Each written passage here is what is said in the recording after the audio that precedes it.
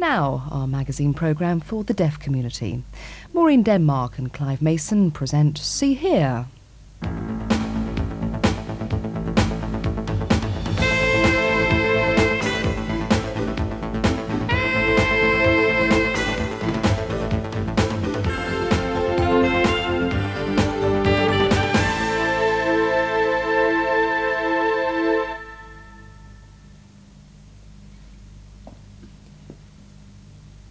Excuse me, I'm the presenter around here. That's better. Welcome to See Here. We shall be taking a look behind the scenes at No Need to Shout, the weekly Ceefax magazine, but not until later in the programme. Now, all parents are being asked to make a New Year resolution. Not to smack their children, at least during No Smacking Week, which is on at the moment.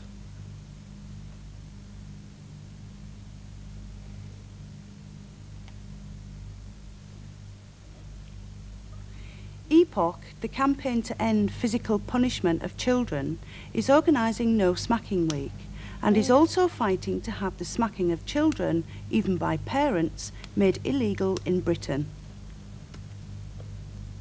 This has already happened in Sweden, Norway, Denmark, Finland and Austria. Peter Newell is the organiser of the campaign. Peter, parents in Britain have been smacking their children for generations as a way of punishing and disciplining them. And most people already think it's fairly harmless. So, can you tell me what the objection is? Well, yes, the first objection is children's rights, that really children should have the same right the rest of us have to be protected from any form of violence, and smacking is a form of violence. It is like hitting. The other reason is that smacking a child really teaches them nothing at all positive. It teaches them nothing about the sort of behaviour we want. We tell children they mustn't hit each other, they certainly mustn't hit adults, and if we go on hitting them, we're giving them entirely the wrong message. The National Deaf Children's Society have decided to support this campaign, and with us is Jonathan Phillips, their acting director. Jonathan, why is the NDCS behind this campaign? Well, NDCS hasn't actually joined the campaign, but we think it's good that EPOC is making us think about physical punishment of children and make us think about different ways of caring for our children, so that the first thing that people think about is not smacking them. So what we've done is, because of the information that we've received from EPOC, we're looking at how we work. We've said now that our staff should never suggest that smacking is a good thing to do. But the problem is that we think it's much more difficult than just saying, don't smack. And we think it's more difficult than just saying, just change the law. Parents need to have ideas about different things that they can do. So if this campaign is successful and becomes law, what other suggestions do you offer as opposed to smacking? Well, first of all, with very young children, obviously we must keep them safe, and that often means physical contact, holding children, but that is different from smacking them. And I think the other major thing is that we want to concentrate on the behaviour we want, on modelling the behaviour we want, rewarding the behaviour we want, rather than constantly going on about the behaviour we don't want. Think about positive ways of encouraging good behaviour. So if the campaign is successful, before long we may not be allowed to smack our children. What do parents think?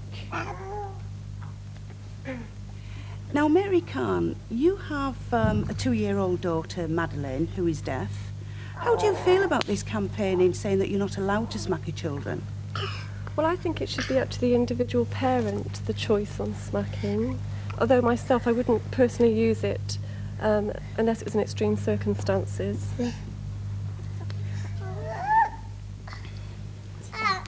Now, Wendy Whitehead, you have 2 children, Melissa, who is 3 and hearing, and Mitchell, who is 1 and deaf. Now, if this campaign actually becomes law within Britain, Is that going to create an additional problem to you because of the difference in communication systems? How will you cope? Well, I do know with past experience with Melissa, she did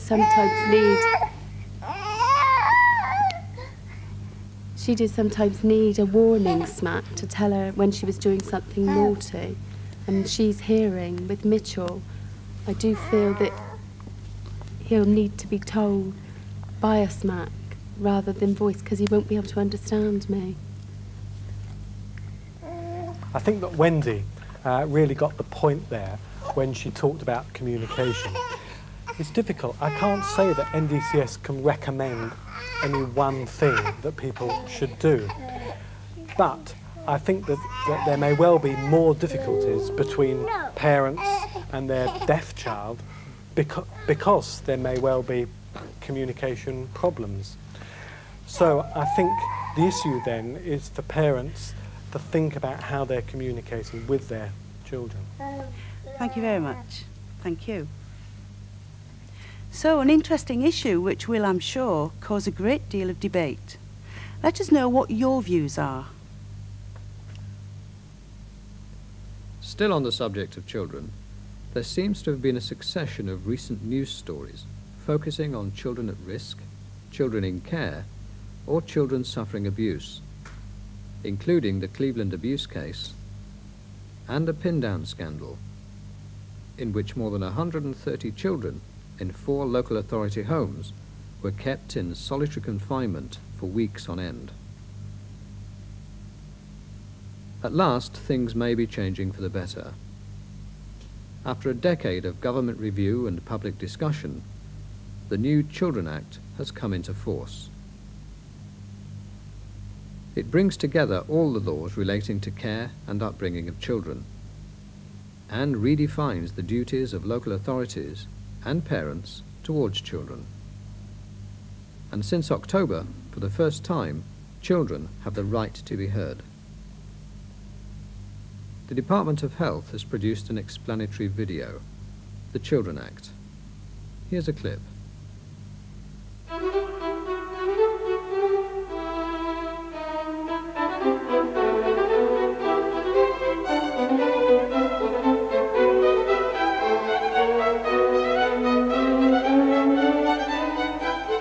The Children Act is the most significant reform of children's law this century. It covers situations ranging from the prevention of physical and sexual abuse through to help for families when times are difficult. The Act seeks to achieve a balance between the rights of parents to bring up their children as they wish and the need for intervention where necessary to safeguard the welfare of children. The Act affects not only children and their parents, but also local authorities, the health service, schools, the courts, lawyers and advisors in the community. The key principle is that the child's welfare comes first. Parents never lose responsibility for their children, and parents' rights should always be respected. As a general rule, children should be brought up in their own homes and cared for by their own families wherever possible. Local authorities must help parents with children in need care for them at home. How are you doing, Emma? Children with disabilities will, of course, receive the same support and assistance as other children in need to help them live as normal a life as possible.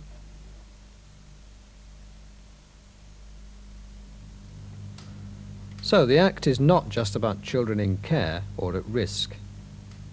And there are some key areas which are new ways of thinking about children, with new duties for parents and new powers for local authorities.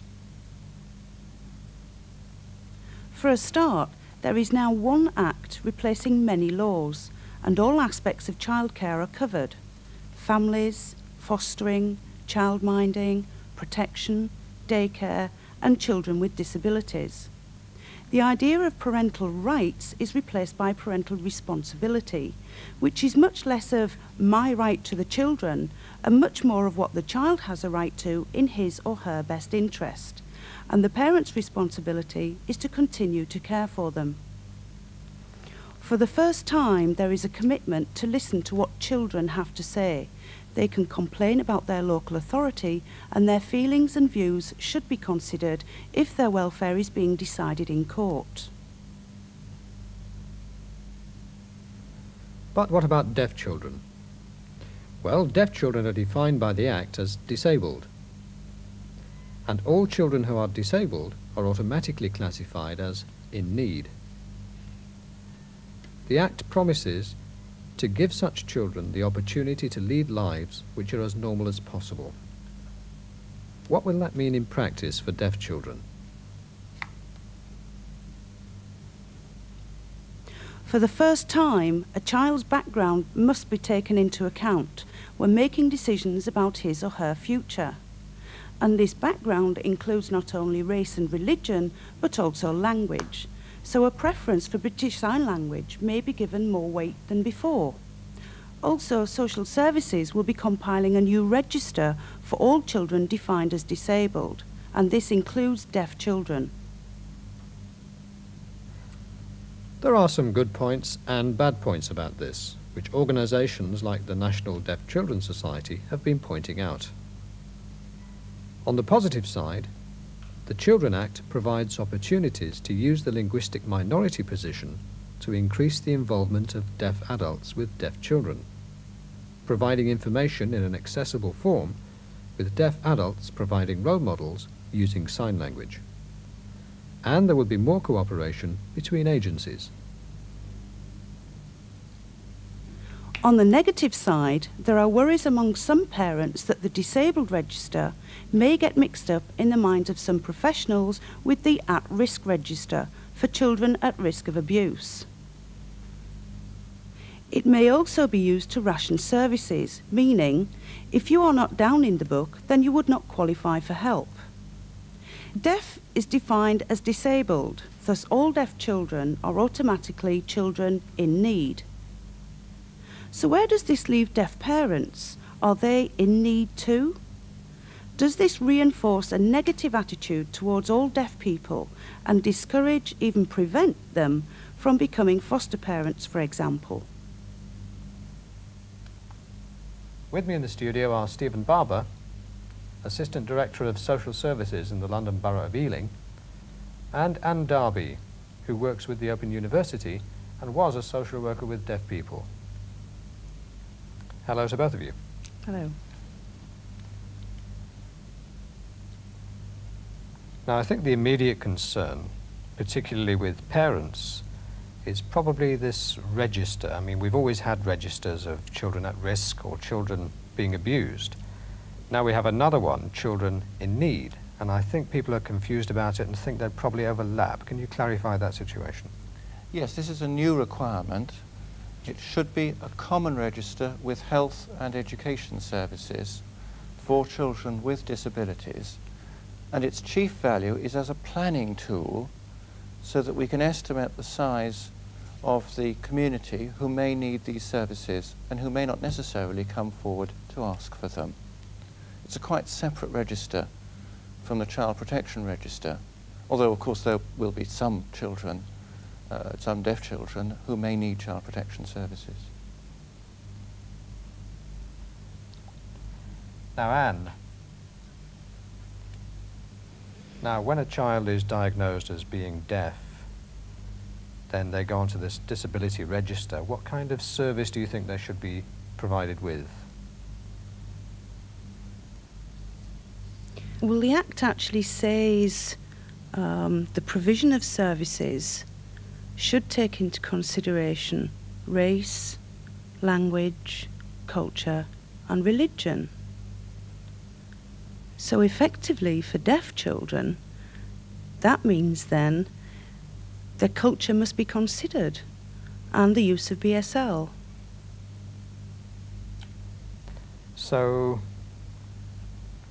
the feelings and wishes of children, British Sign Language, who is the person who is going to talk to the children in practice and find out what they are? Well, I think that's going to vary from one region to another. But in my area, the social workers dealing with disabled children would see deaf children as being fully integrated. But a deaf child may well ask the social worker if they can learn BSL. But our area, of course, is very oral, very naturally oral. So I'm sure there'd be a lot of controversy over that. It'd be quite interesting to see what would happen. Now, what about services in Ealing, particularly for deaf children? What's happening? We don't have specific social workers for deaf children, I'm sorry to say. We would very much like to expand our services for children with disabilities, but for us, as for other local authorities, we've got budget problems and are not in a position to do so.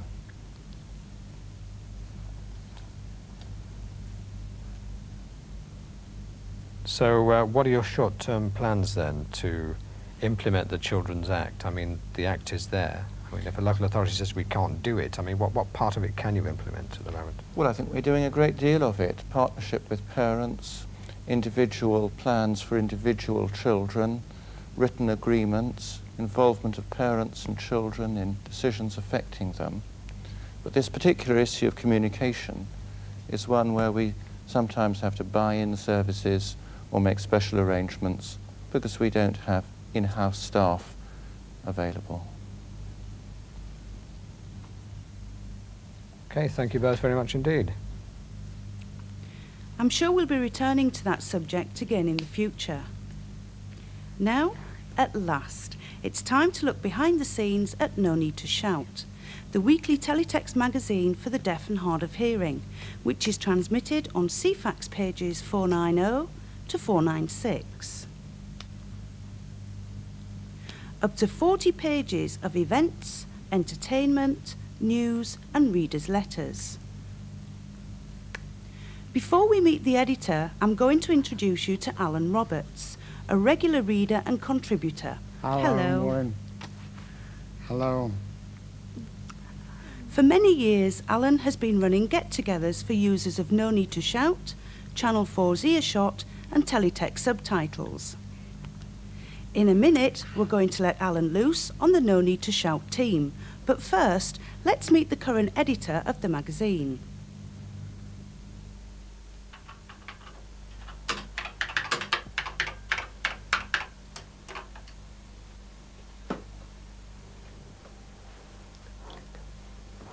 Welcome to No Need to Shout.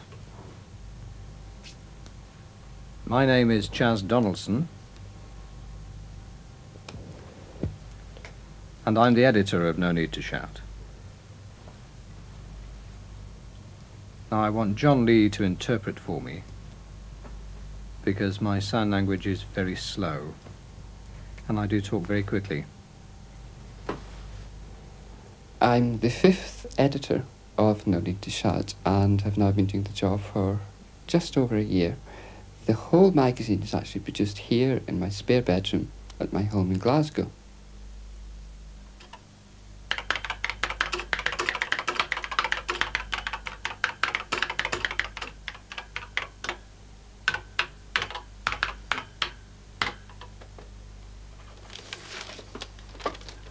One of our readers suggests that too many hearing people have become involved with the deaf world and that this may lead to the demise of the deaf community as we know it. The letters section of No Need to Shout is very, very popular. It does tend occasionally to be dominated by perhaps the hard of hearing or the deafened, and I would very much like more deaf people to write. Please feel free to send us your views and your opinions, and we'll put them in the magazine.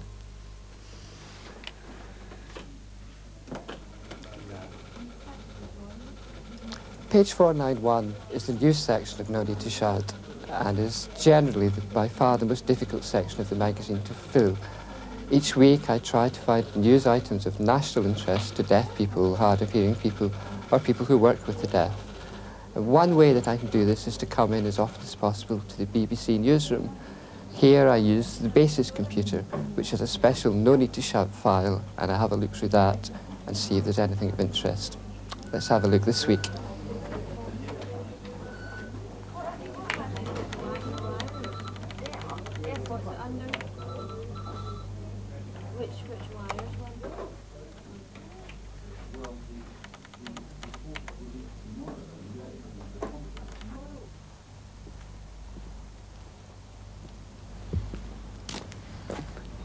here, the Glasgow School of the Deaf, because I like to try, talk to people about what's in No Need to Shout.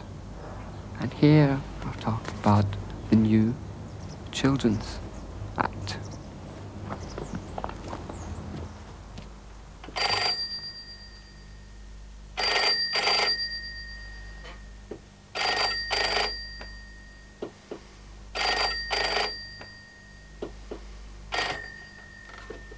Hello, no need to shout. Yes, speaking. Oh, thanks very much for calling, thank you. Well, when you say well attended, does that mean a lot of politicians or a lot of disabled people?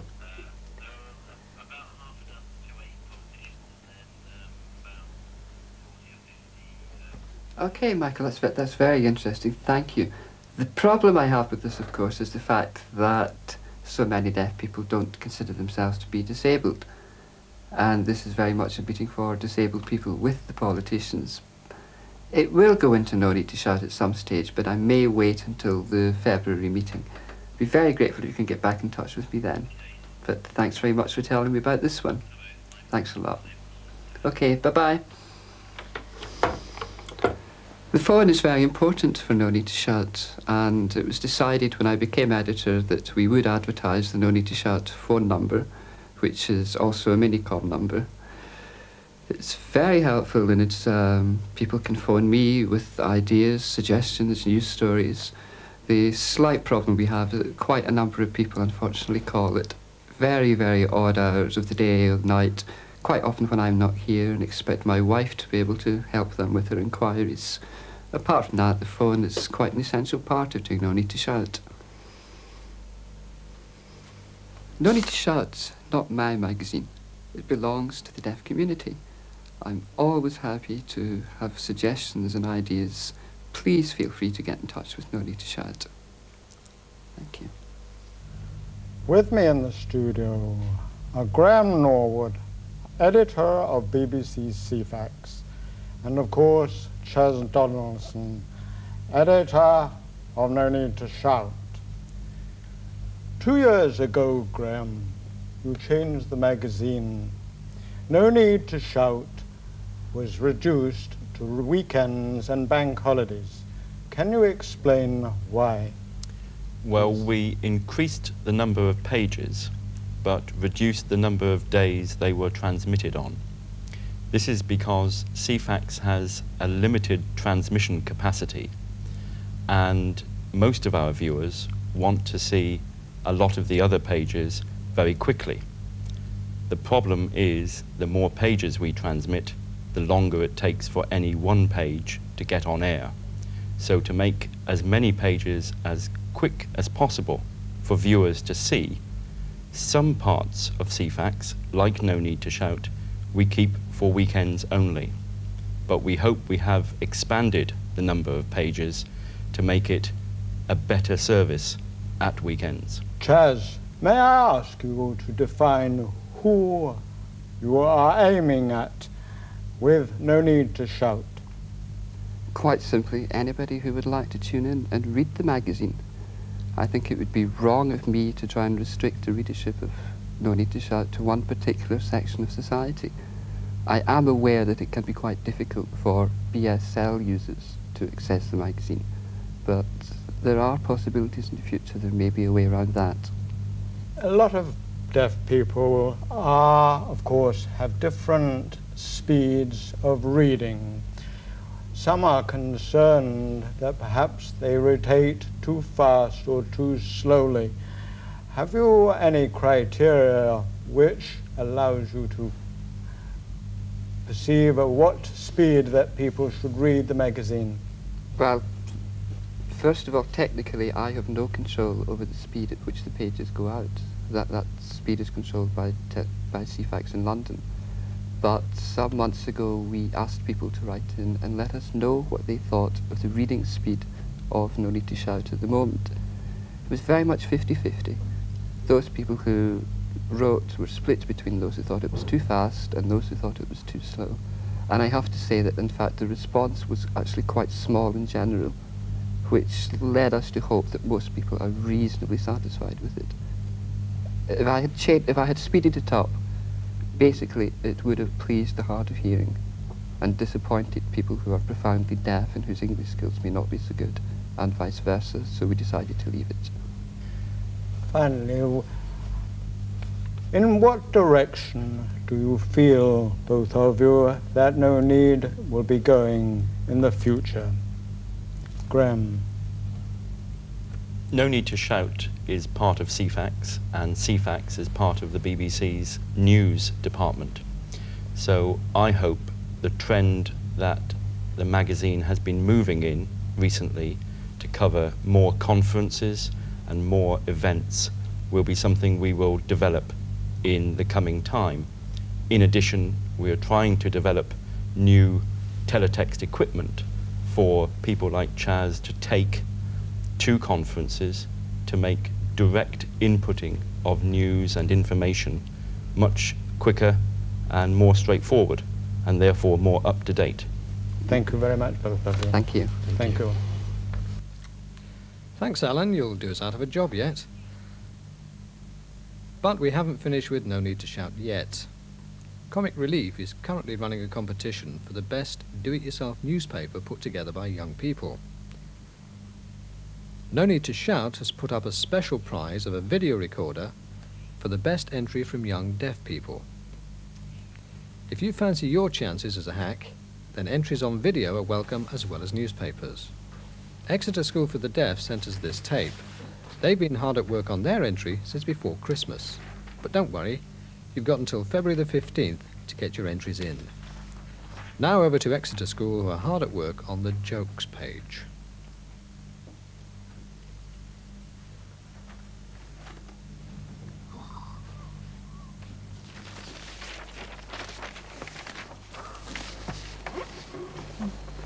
Mummy, can I have a puppy for Christmas? No, you can have a turkey like every month.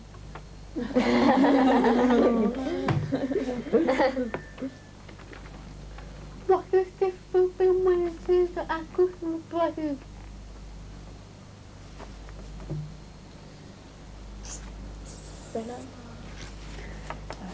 Say for love.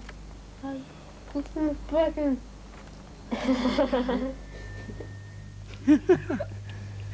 Chaz, what gave you the idea to start with? This gives deaf children a chance to compete at the same level as hearing children. Do you have any tips for budding newspaper editors? Do your research. Keep it short and enjoy yourself. Thank you. My pleasure. And of course, full details of the competition are on No Need to Shout, page 490. Goodbye from me. And it's bye-bye from me too.